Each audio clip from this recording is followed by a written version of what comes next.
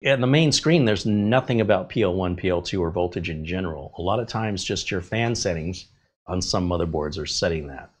Now remember, I just have this set up with a standard fan. There's also performance and full speed. Sometimes there's even all-in-one, etc. You can see that CPU fan 1 is not even connected because we have an all-in-one pump, and that's why you're seeing all-in-one pump here. And if I go to advanced mode, which here is F6, but on other makes like Asus and Gigabyte, I think it's F7, or you could just click the button. And we're going to go into our overclock tweaker. And if we look at CPU configuration, we're going to scroll down. Is it under here? Right here. Long duration. No, look, why can't they stick to PL1 and PL2 or long term or short? Why do we have to keep throwing around 3 different terms to talk about the one term? So this is another thing, right? Why doesn't this simply say PL1 and this one say PL2? Why can't they even just put it in parentheses at the end of the sentence? You have to know what PL1 and PL2 are. They're the short-term and long-term power limits. And you can see the short term, the one that's just there for turbo, is 250, and the regular long duration is 125. You can see the 125 right there and the 250 right there. But watch what happens. If we just go to advanced mode, which is, I think, what most people would do because it's more user-friendly. Under CPU configuration, we can identify somewhere in here. Am I in the right place? I may not be in the right place. Hold on. Every BIOS is different, and I only did this last night for the first time. So it's likely under what? Let me go back. Chipset? No, it's in here. Let's go back again. Oh, it's right in front of my face. Power delivery profile. So Intel baseline mode is what I have overridden. But what I want you to see is there's an Intel default mode and an Intel baseline mode. Would anybody like to tell me the difference between baseline and default? Because we'll talk about interchangeable words. How is that not meaning the same thing? But I guarantee you they don't mean the same thing. This is adding more consumer confusion. And ASRock Extreme mode, look, if I select ASRock Extreme mode, then I go back to, yeah, I guess it's under Overclock Tweaker. We go specifically to CPU config. Is that where I found it? And let's see what it changed our PL1 and PL2. It hasn't changed it yet. We're still at 125 and 250. So I guess I have to save this for those changes to take effect. So let's save changes and exit. And then when it reboots, again, I'm going to start pressing delete. I'm going to go back into the BIOS. I want to check what PL1 and PL2 have been changed to using the Intel Extreme profile. So that's usually what it's referring to, is it's changing those PL1 and PL2s for you. And it's all on the ASRock board. It's all under the Overclock Tweaker in advanced. Like, you got to really dig in here. So advanced, Overclock Tweaker, CPU configuration, and let's see what it says now. Now it's 250 and 250. All right, 250 and 250. So there goes your power efficiency. That means when you're just sitting at the desktop and you've walked away for a few hours, that's sucking down 250 watts. Why? Why? What good reason does that have? I don't get it. Like, that's the dumbest thing I've ever seen. Let's go back to power delivery profile. Let's choose first of all the Intel default mode, which I believe is how it came out of the box. Save changes and exit. Let's go and see what PL1 and PL2 are now. So here's where things get a little bizarre. I expect the Intel default mode to give me 125 and 250 on PL1 and PL2, as Intel recommends, as we've already verified. I don't expect ASRock to play by their own rules. Oh, and look what I've done. I have, it's not accepted my delete key to get into the BIOS, so we're going to boot into Windows, I guess. That's fine. We can boot into Windows, and we can see PL1 and PL2 right now with hardware info. and we can see what they're set to. And you don't have to run Cinebench or anything. You can just go look at it here. It's going to read the settings. Sensors only is what I want. Close that. See, don't check for updates. Leave me alone. All right, let's scroll down here and look for PL1 and PL2. It's still set at 250 and 250. So it looks like the ASRock Extreme profile and the Intel default profile are exactly the same, like somebody screwed up. Now, there could be making some other changes besides that, I don't know, but that's one of the main ways that we're adjusting the profile, is just simply adjusting PL1 and PL2. But there could be some other adjustments in voltages there that I'm not paying attention to. So let's restart again. So 250 and 250 is too much. We're going to overheat almost immediately. In fact, let me just demonstrate. We'll do it right now. We'll bring up Cinebench, because this is going to happen quick. Right now, our cooler's fine. No problems. But the minute we start this test and I bring up the temperature range, I want you to take a look at our temps and watch how fast these temps go up. In particular, watch our maximum temps here on the right side. And this will be done within about 30 seconds before we see red. And believe me, when I say I'm seeing red, I mean that both figuratively and literally.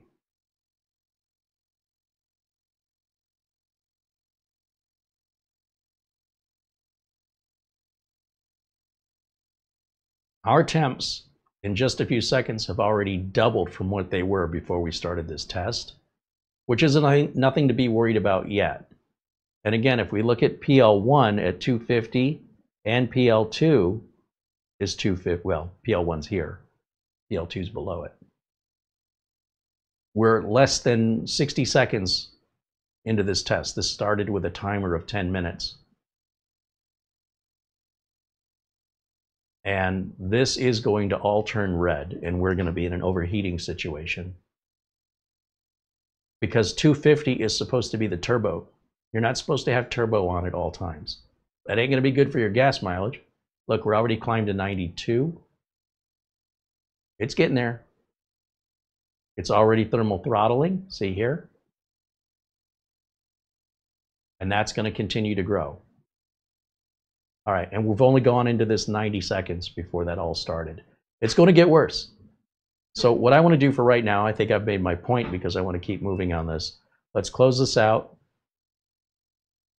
And let's go back in the BIOS. And let's see what that other Intel power profile does.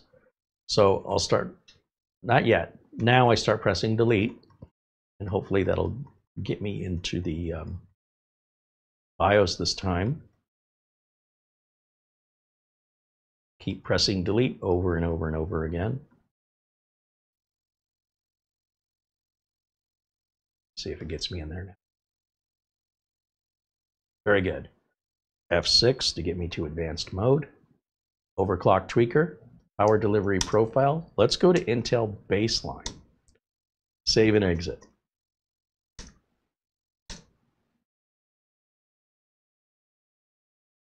So when we bring up Intel baseline, that fixes the heat problem, but at a cost of reducing our CPU performance significantly.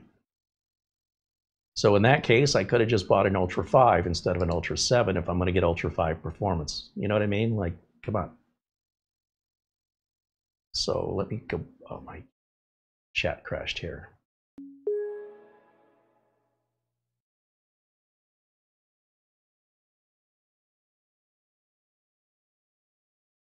All right.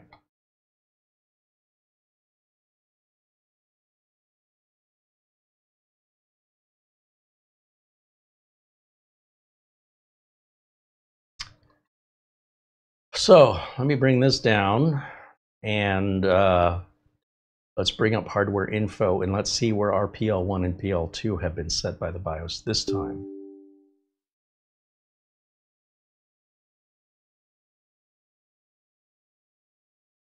Now PL1 is set to 125 where it should be. Oh, PL2 is still saying, oh, is that saying 250?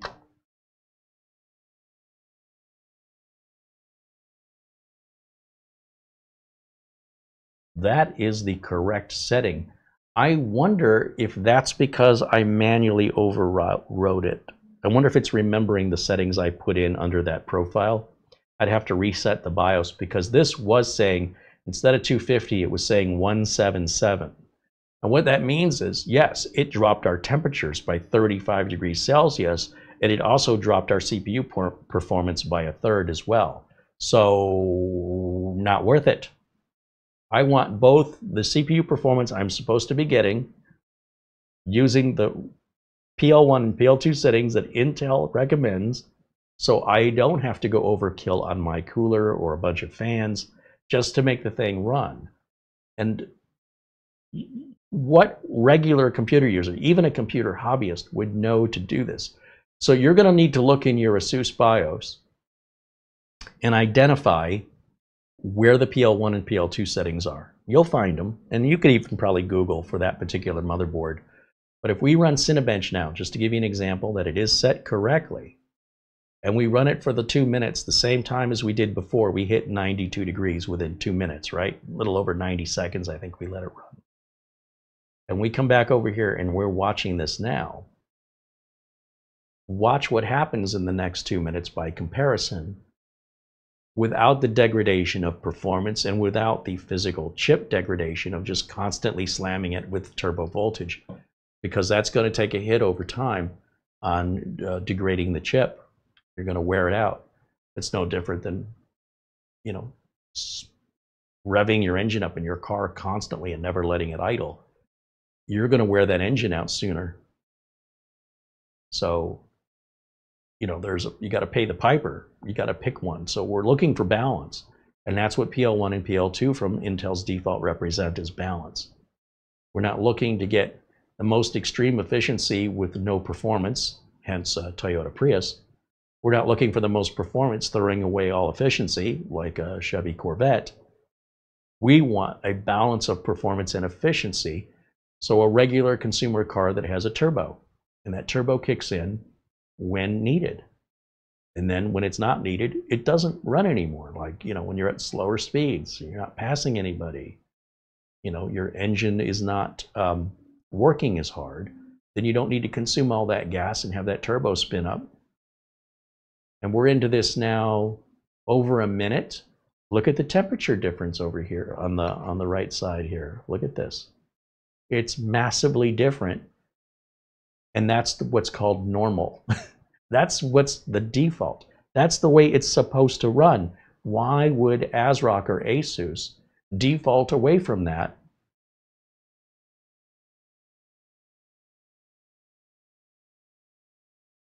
Motherboard reviewers need to start pointing out that if this board is performing better in their review, let's take a look at their PL1 and PL2 settings, and let's put them back to where Intel said they're supposed to be, and let's see if their board rates so well on the review. This is the responsibility of the reviewers, and if the reviewers are too ignorant to go and look for that, then the reviewer is going to tell you this board is better because it performed better. So if it were me, I'd recommend this board. It doesn't work that way. All boards should perform the same, given the same RAM and CPU and SSD and power supply. They should all run exactly the same. If one board is running faster than another one, you got some due diligence to explain that.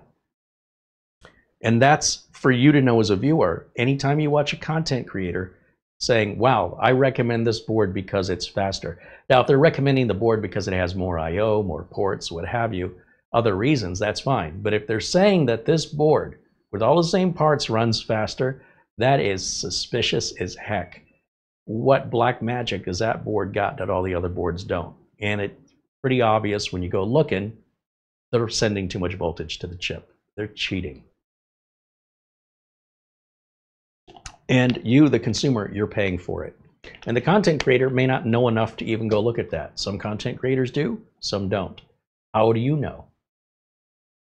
Well, now you know, right? Watch for that. Okay, so I mean, we're already well into this now, 3.5 minutes, and look at our temps. What a difference. It's running the way Intel intended it to run. And what do you know? It runs really, really well. Who would have thunk? So I'm going to stop this first, then I can close it. Okay, that's the point I'm trying to make today. Let me close. Can I close that window? And let's get back over to camera 1. Okay, there I am. Are you finding this as shocking as I am? And now you're telling me ASUS is doing this too? So this isn't over yet. We still have to, I feel a moral duty to warn everybody in the community that if you're going to build a modern Intel board, you want to make sure you check those PL1 and PL2 settings in order to keep your system running nice and cool. So here's the thing. If I never ran Cinebench on this, and I left it the way it came out of the box, the way the motherboard was pre-configured, the BIOS was pre-configured, it was running nice and cool. It wasn't until I pressed it to actually do some hard work that the overheat began. So if you never press your computer hard, you likely will, this is a non-issue for you. But if you think, hey, I'd like to press my computer hard at some point in the future and not have to deal with this, well, you can nip it in the bud while you're building, or if you're just now made aware of it, if you have an Intel 13th or 14th gen or 15th gen CPU, whether it's Gigabyte, ASRock, ASUS, or MSI, check your PL1 and PL2 settings. And if the BIOS is too confusing for you, just run hardware info and read what it's reporting. Then Google the CPU you have, just as I demonstrated. I have a 265K. What are the PL1 and PL2 settings on a 265K? Google will tell you. Does that match what HWI or hardware info says? You're good to go, no worries. On the other hand, if your settings are 250 on PL1 and PL2, you still may have nothing to worry about unless you push that CPU hard, and you push it hard for a couple minutes. In my case, about 2 minutes, it gets over 100 and it registered 104, which is, it's going to cause a premature degradation of the silicon on the chip if it endures that kind of high temp over a sustained period of time. Once in a while is fine, you're not going to kill it. But if that's like the new normal, yeah, I hope you're planning on replacing that CPU within the next 2 years, because it may not even last that long. Or you can spend a lot of money on an over-the-top cooling system to deal with that. It's nothing you can't just throw money at, but you shouldn't have to. Believe me, I was doubting myself that I somehow put that cooler on wrong, or that adapter kit wasn't sitting properly, but I didn't explain those 30-degree idle temps. If you take that cooler off of there and idle it, that CPU is going to get 60, 70, 80 degrees without a cooler on it, just idling. So I knew the cooler was doing its job.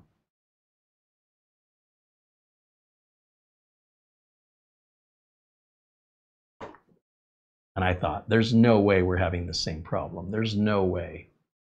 We are. So I'm glad I checked. Glad I doubted myself in having faith in the manufacturers.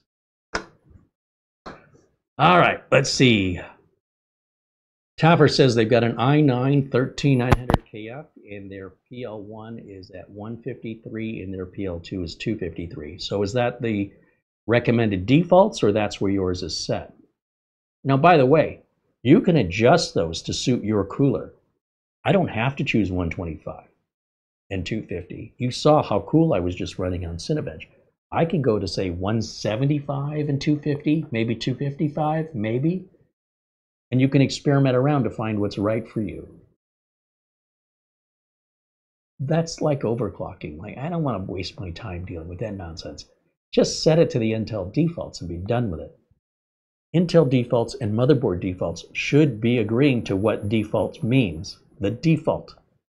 But they can't agree. And I don't give a rat's behind what ASRock or ASUS thinks. They don't make the chip, Intel does. And at the same time, I don't want to listen to Intel tell me about, you know, something non-Intel related on a motherboard they don't make. I want to listen to the manufacturer of the specific product. So if Intel makes the network card, I don't necessarily want the driver from the motherboard manufacturer. I want the driver from Intel, the company that makes the network card. See what I'm getting at? The manufacturer who makes each individual product, that's their specialty. That's what they know. And the motherboard manufacturer that takes all these other manufacturers and puts them all together on one mother of a board is supposed to be following the guidance of those manufacturers. And they might claim that they are. But then that would suggest that Intel's telling ASRock one thing and telling consumers another thing. Why would they do that? I know why ASRock would do it. ASRock will do it so their board appears to perform better to ignorant content creators who think that's a better board because it outperforms another manufacturer's board that's not not setting the PL1 correctly. In this case, ASRock is doing this with intention. And if it weren't for YouTube, they probably wouldn't be doing it. Anything that will convince you to buy their product, no matter how sneaky they have to get. Intel doesn't have to be sneaky. The information's there.